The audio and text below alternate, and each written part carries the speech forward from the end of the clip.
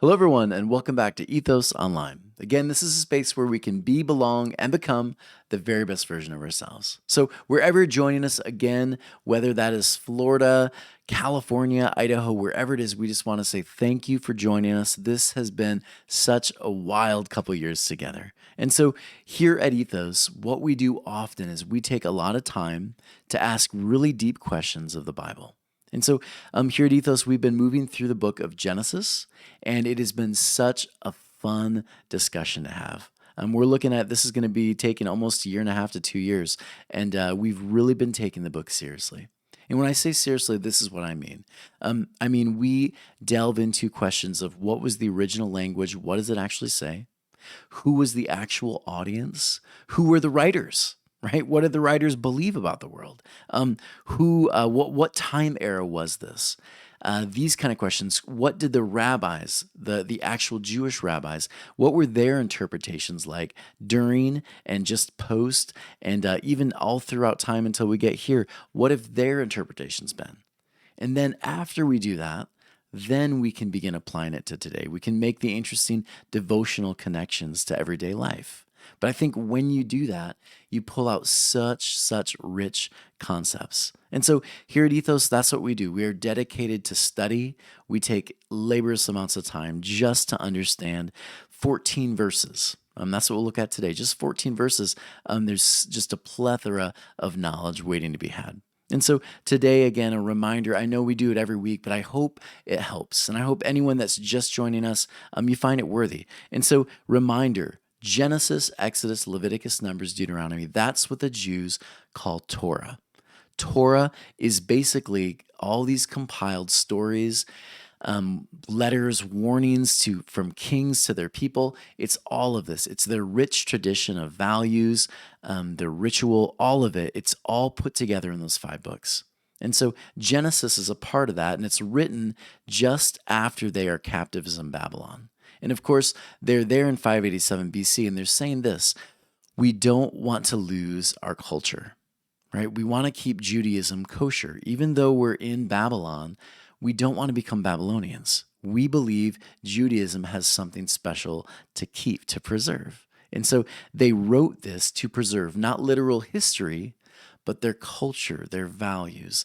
That was the idea. It's not a history book with certain timelines set, certain names. That was never the point. That was never the intent. It was essentially a response to the fears of assimilation. So we just got through that part. So let's move on. Every time a Jew will read Torah, they always see Israel miniaturized. So they see Israel in the story of Joseph, of course. Joseph is Israel. They see Israel in the story of Noah. Adam, they see Israel over and over again. And so this is such a beautiful picture for them. Who are we? Where are we heading? What do we believe? Right? So today we look at chapter 41, verses 1 through 14. And so if you remember last week and the week prior, we looked at the 2 different dreams, the baker and the cupbearer. Those 2 dreams. And we found some really interesting interpretations there. Today, we'll look at another dream. And so you kind of get the idea here. It comes in 3s, right? Joseph has his 2 dreams, right? And then you have the 2 dreams of the cupbearer and the baker. And now you're going to have Pharaoh's 2 dreams. And so this is set up again. This is a Jewish way of writing. It's a style. And so often it's a menorah picture. You'll have the 2 candles here, 2 candles here, 2 candles here. And then what's in the middle? The divine, right? And so they always were working out in. So the story of Joseph is the story of Israel. And what happens when we get closer to the divine? Yeah, the whole thing lifts. Even our enemies are lifted up. It's a really cool concept. And so this is a Jewish form of writing that would often be found in their literature. And so you'll see these there's so many little elements I can share with you, but that's one I think worth sharing. So with all that said, Joseph, not just a story about a kid with an interesting coat color, right? With a bunch of interesting colors on his coat. It's the story of Israel. So let's delve in. Here we go. Chapter 41, verses 1 through 14. So let me read to you that first. It came to pass at the end of the full 2 years, that Pharaoh was dreaming, and behold, he was standing by the Nile. And behold, from the Nile were coming up 7 cows of handsome appearance and robust flesh, and they pastured in the marshland. And behold, 7 other cows were coming up from them from the Nile, of ugly appearance and lean of flesh, and they stood beside the cows, which were on the Nile bank. And the cows of ugly appearance and lean of flesh devoured the 7 cows that were of handsome appearance and healthy. Then Pharaoh awoke. And of course, who wouldn't? It sounds like a nightmare, right? Verses 5 through 8. And he fell asleep, and he dreamed again. And behold, 7 ears of grain were growing on one stalk, healthy and good. And behold, 7 ears of grain, thin and beaten by the east wind, were growing up after them. And the thin ears of grain swallowed up the 7 healthy and full ears of grain. Then Pharaoh awoke, and behold, a dream. Now it came to pass in the morning that his spirit was troubled. So he sent and called all the necromancers of Egypt and all its sages, and Pharaoh related to them his dream, but no one interpreted them for Pharaoh. Now the chief cupbearer spoke to Pharaoh, saying, I call to mind my faults today. Pharaoh was angry with his servants, and he put me in prison in the house of the chief slaughterer, me and the chief baker. And we dreamed a dream on the same night, I and he, each one according to the interpretation of his dream, we dreamed. And then there with us was a Hebrew lad, a slave of the chief slaughterer, and we told him, and he interpreted our dreams for us, for each of us. He interpreted according to his dream. And it came to pass that just as he interpreted, so it was. Me he restored to my position, and him he hanged. So Pharaoh sent and called Joseph, and they rushed him from the dungeon, and he shaved and changed his clothes, and he then came to Pharaoh. So, again, not a super long section, but an interesting build-up to this dream and this connection with Pharaoh and what's going to take place next. So let's delve into some interesting interpretations here. Notice this in verse 1. It came to pass at the end of 2 full years. So 2 full years. Notice the idea here. He is in prison long after interpreting the dream. Get it? He is there, and the question, of course, is going to be, has Joseph lost his trust, his faith in the divine? Right? Because remember, this story is Israel's story. And so Israel, in your captivity, for this long period of time, these 7 to 14 years, depending on which historian you talk to, will you lose your faith? Will you lose your hope? Right? What will happen when you are in the midst of this prison, when you're a captive? Will you lose hope? Will the divine forget you? Right? Will the divine forget the promise made? These are the questions Israel's asking, and they are seeing themselves in this story. We are Joseph. We're stuck in the prison. We keep doing all of these great things for this empire, and we're stuck in captivity. Why won't they free us? That's what they're asking. Pharaoh was dreaming, and behold, he was standing by the Nile. This gets overlooked as well. When we consider Egypt, I want you to think about Egypt just as an empire for a minute.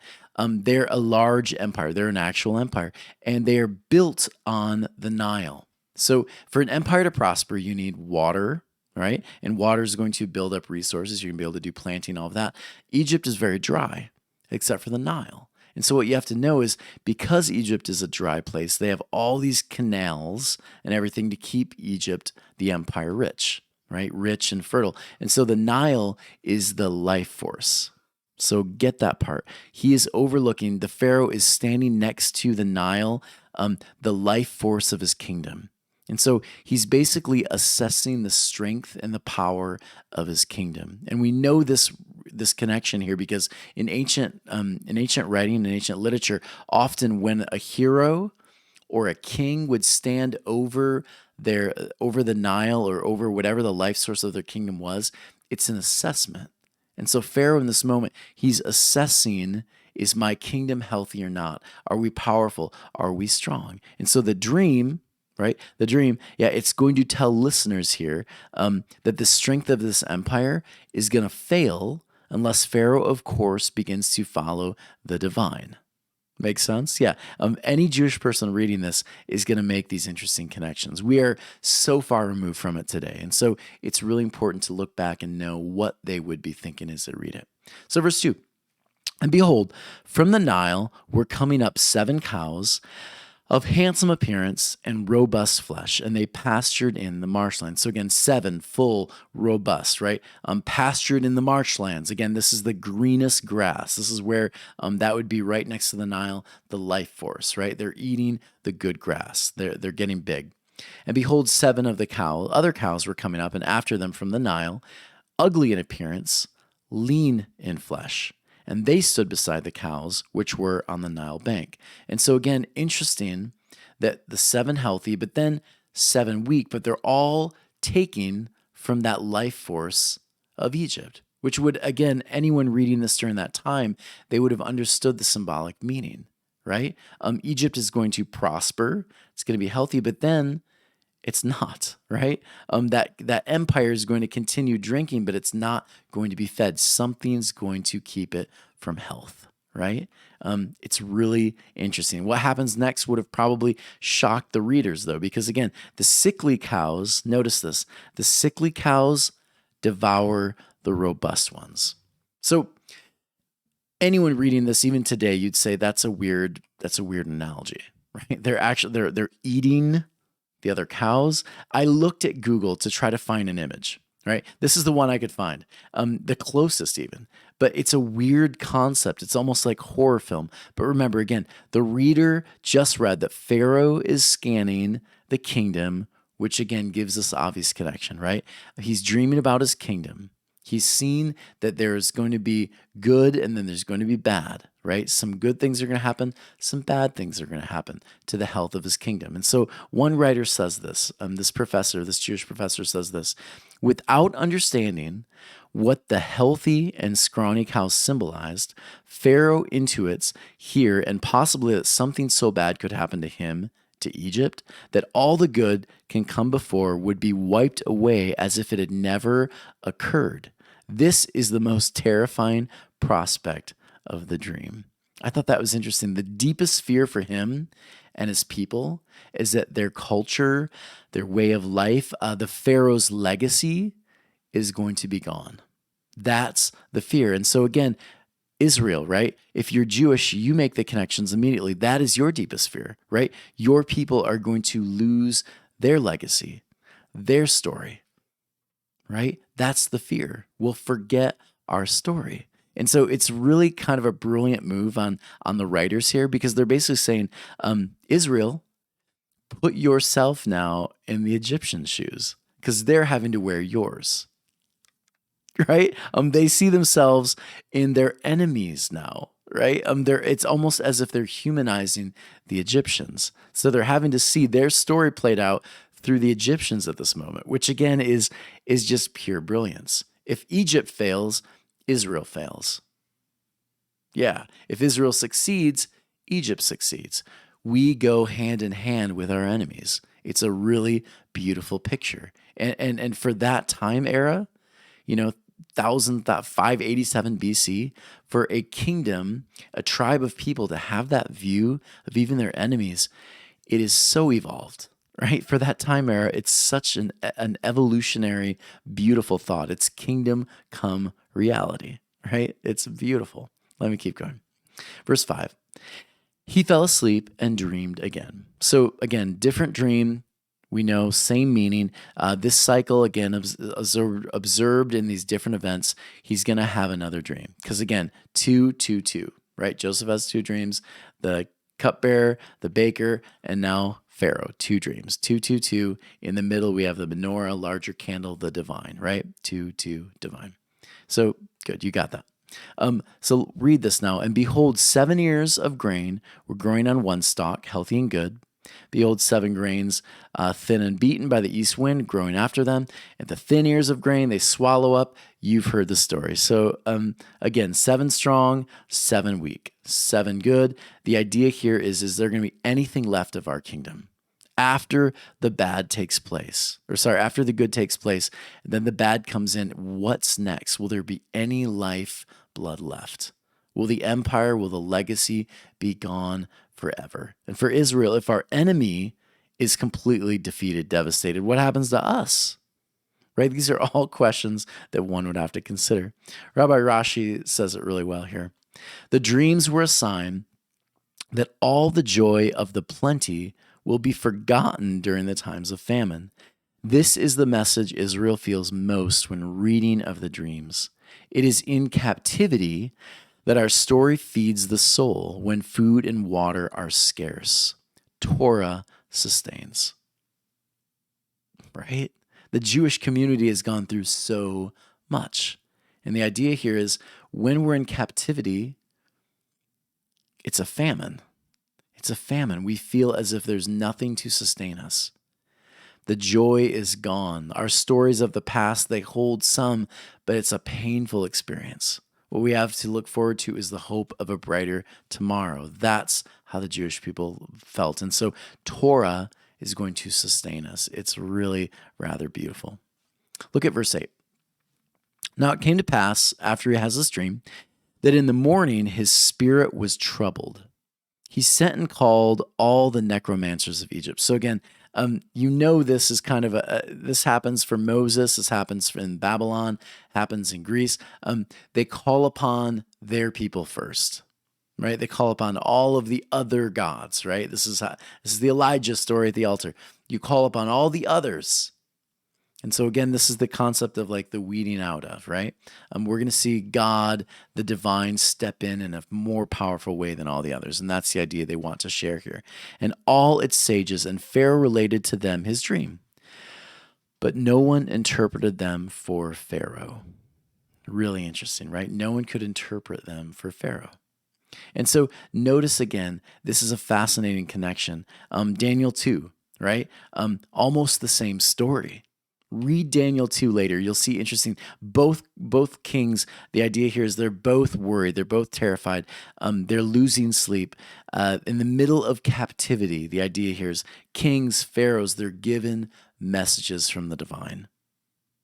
Yeah, the divine works with even our enemies. What a beautiful picture for Israel. Israel, I know you're terrified. I know things seem out of control. But I will even use your enemies to save you. Right? Like, what a beautiful picture, right? I will use your enemies to sustain you. You don't have to worry. We're going to make it. That's the picture here that Israel's seen in this story. Verse 9, I call to mind my faults today. So the chief cupbearer, he goes to Pharaoh and he's like, oh yeah, right? I forgot about Joseph. So my bad. That's essentially what he's saying. My bad. I call to mind my faults. This point is often overlooked. Typically, we just jump right to Pharaoh, right? But the cupbearer, he promises Joseph freedom, right? He says, I'm going to remember you.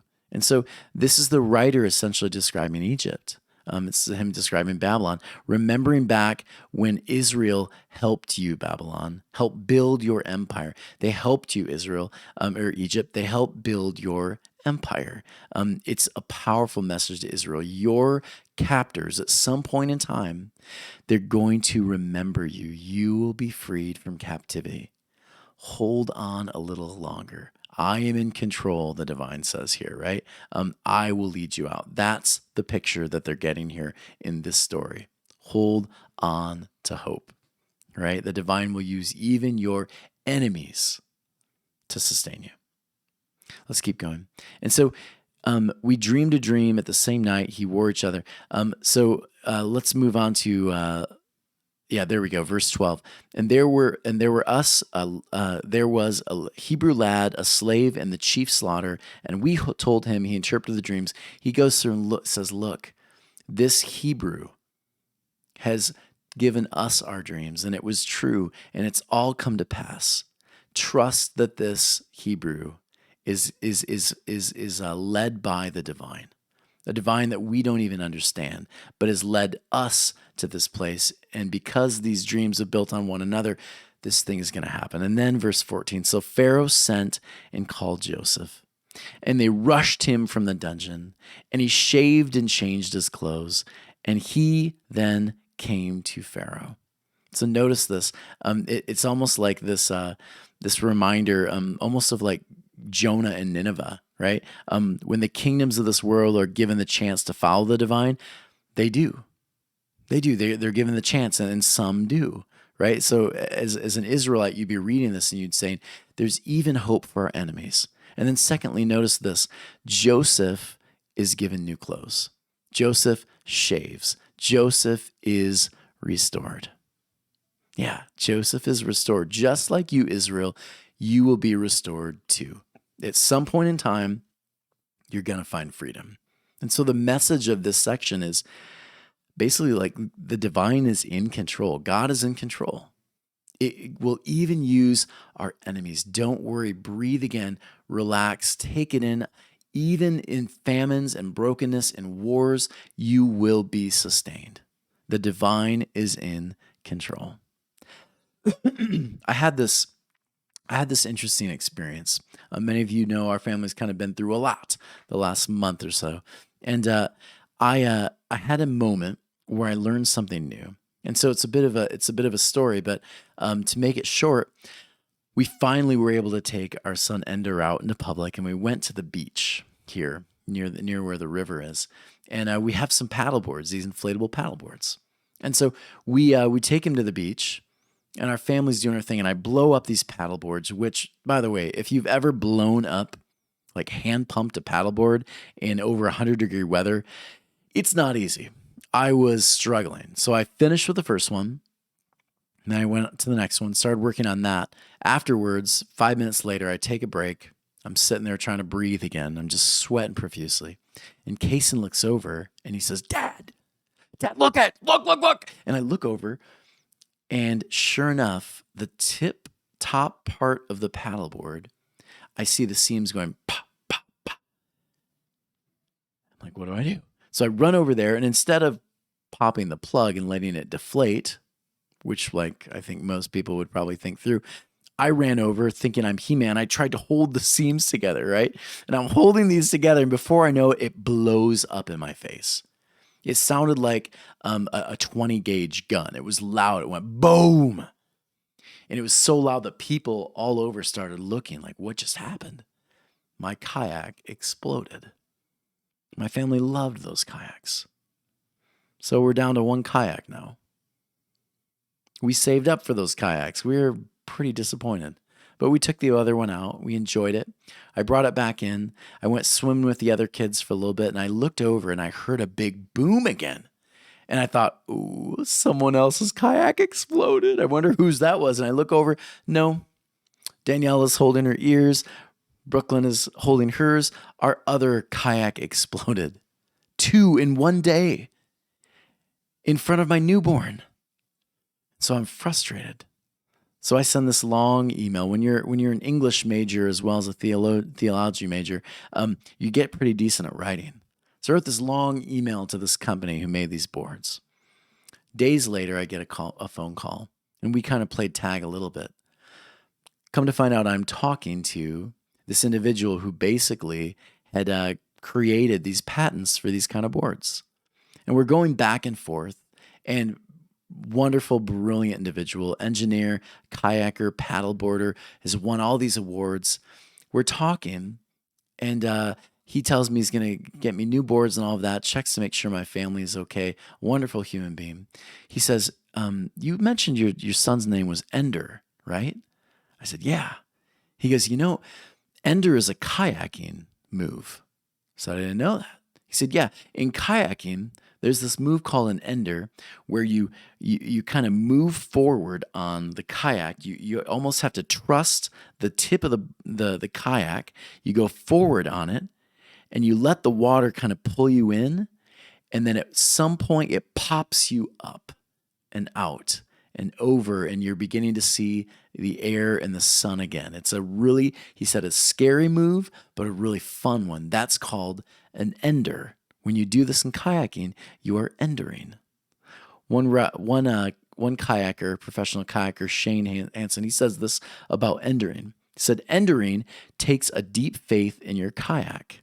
To push down hard on the tip, knowing the back will rise up and you will turn toward the river again.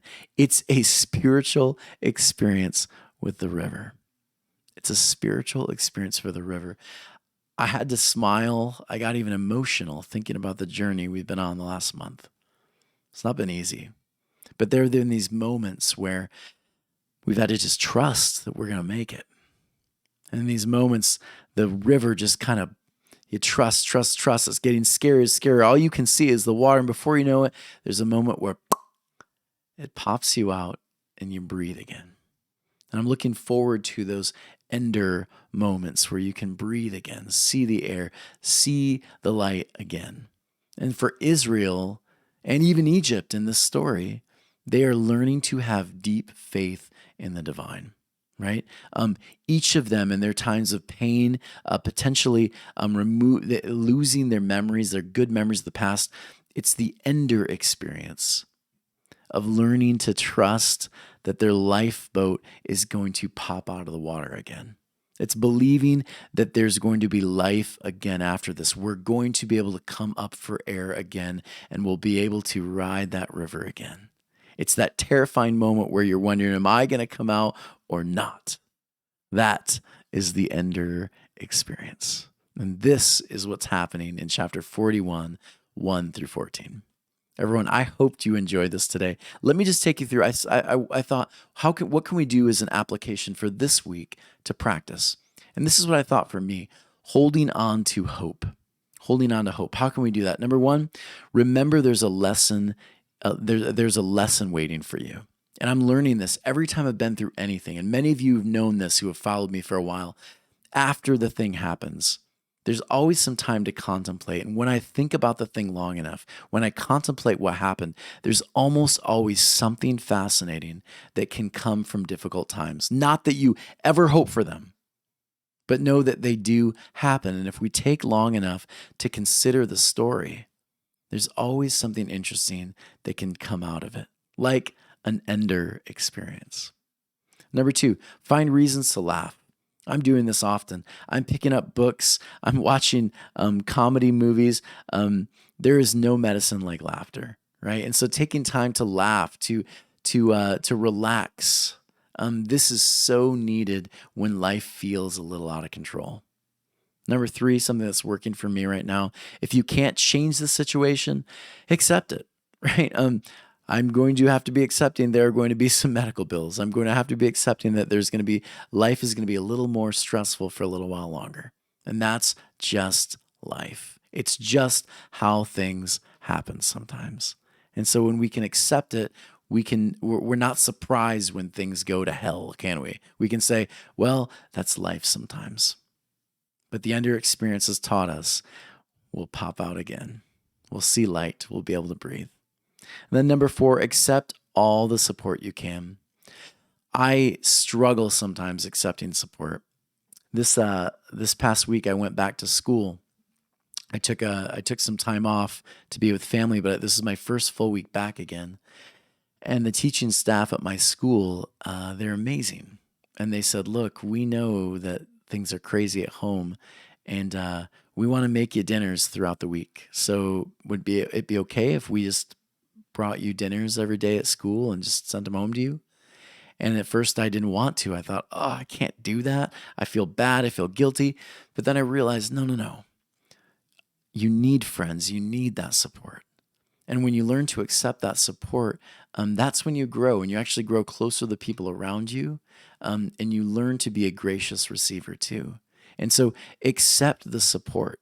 Don't think you're too good for it. Don't think that you're not deserving of it. Accept that support. Be thankful for that support, because that support is what's going to sustain you through the thing. Everyone, thank you so much for joining me today. This was a lot of fun. I really, really enjoyed this study today. As always, please consider going to ethos-church.org/donate. We are a tax-deductible organization, so feel free to send those donations there. I think what we do is really special and worth considering partnering with us. And Ethos Living Rooms, we do this essentially to help create community. We want to find ways to bring people together when we're not all living in the same city or state, right? It's a lot of fun. And as always, hit that subscribe button, share these videos. We think this is worth sharing. I cannot wait to just share the whole playlist weekly to tell people we have a brilliant, full, in-depth study, over a year of study. We'd love for you to delve into this book too. Anyways, everyone, have a great week, and we'll see you next week when we move through the rest of chapter 41. Take care. See ya.